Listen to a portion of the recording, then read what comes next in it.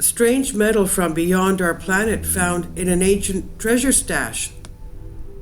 Amidst a cache of glittering golden treasure from the Iberian Bronze Age, a pair of corroded objects might be the most precious of all.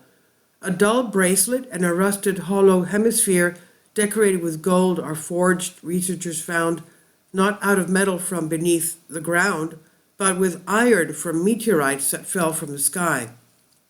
The discovery, led by now retired head of conservation at the National Archaeological Museum, Spain, Salvador Rovira Lawrence, was revealed in a paper published in January and suggests that metalworking technology and techniques were far more advanced than we thought in Iberia more than 3,000 years ago. The treasure of Villena, as a catch of 66 mostly golden objects is known, was discovered more than 60 years ago in 1963 in what is now Alicante in Spain, and has since come to be regarded as one of the most important examples of Bronze Age goldsmithing in the Iberian Peninsula and the whole of Europe. However, determining the age of the collection has been somewhat difficult to do, thanks to two objects: a small hollow hemisphere thought to be part of a scepter or sword hilt, and a single torque-like bracelet. Both have what archaeologists have described as ferrous appearance, that is, they seem to be made of iron. In the Iberian Peninsula, the Iron Age, where smelting terrestrial iron began to replace bronze, did not start until about 850 BC. The problem is that the gold materials have been dated to between 1500 and 1200 BC, so working out where the ferrous-looking artifacts sit in the context of the treasure of Villena has been something of a puzzle. But iron ore from Earth's crust is not the only source of malleable iron. There is a number of pre-Iron Age iron artifacts around the world that were forged from stuff of meteorites. Perhaps most famous is the meteoric iron dagger of Pharaoh Tutankhamun, King Tut. But there are other Bronze Age weapons made of the material, and they were very highly prized. There is a way to tell the difference.